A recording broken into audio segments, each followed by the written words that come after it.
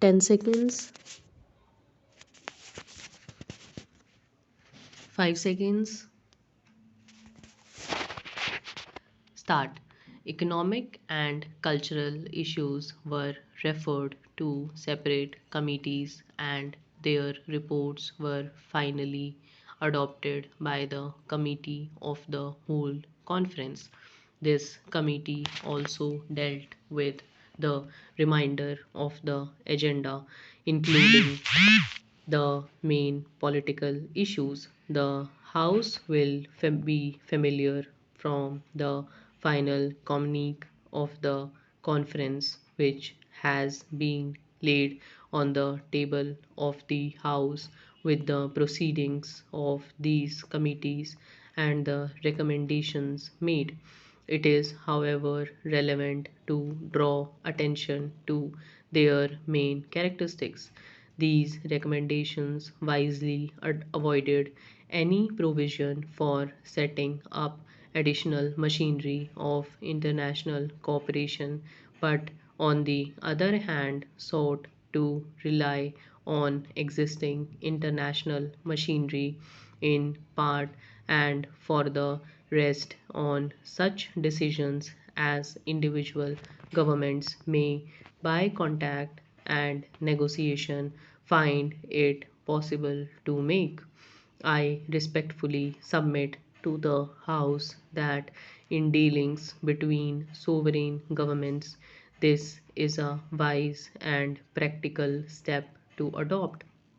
It is important further to note that all delegations without exception realized the importance of both economic and cultural relations.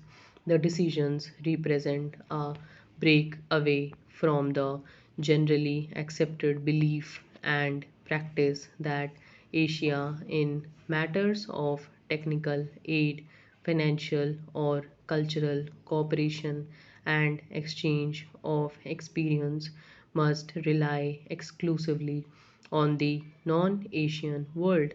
Detailed recommendations apart, the reports of these committees, which became the decision of the conference, proclaim the reaching out of Asian countries to one another and their determination to profit by one another's experience on the basis of mutual cooperation.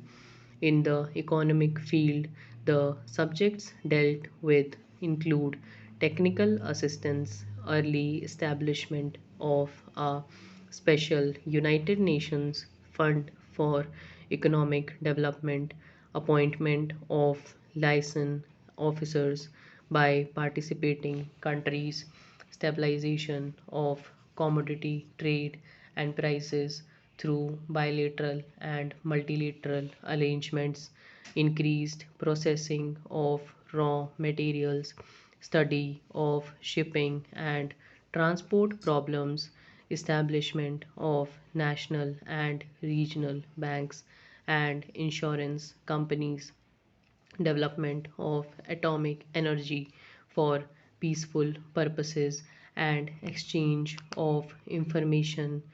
of exchange of information and ideas on matters of mutual interest. In the cultural field, the conference simply dealt with a wide range of subjects, recognizing that the most powerful means of promoting understanding among nations is the development of cultural cooperation. The links that bound the Asian and African countries together in early ages had been surrendered. Their more recent history of foreign conquest and annexation, the new Asia would seek to revive the old ties and build newer and better forms of relationship with other countries.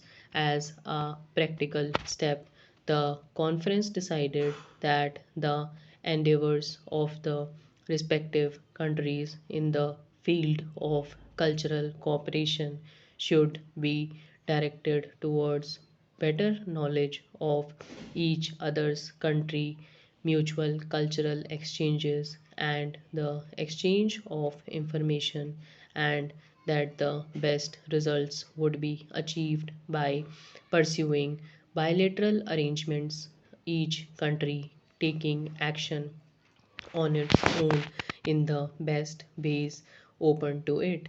The work of the committee of the whole conference was devoted to problems mainly grouped under the headings of human rights and self determination, problems of dependent peoples, and the promotion of world peace and cooperation. Under each head were grouped a large number of specific problems in the consideration of human rights and self determination. Specific problems such as racial discrimination and segregation were considered.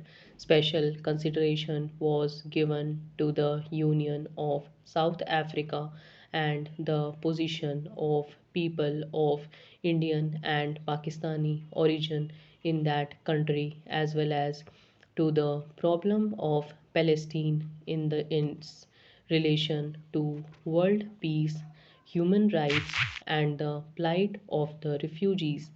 The problem of dependent peoples or colonialism was the subject which at once created both pronounced agreement and disagreement in the condemnation of colonialism in its well understood sense, namely the rule of one people by another with its attendant evils.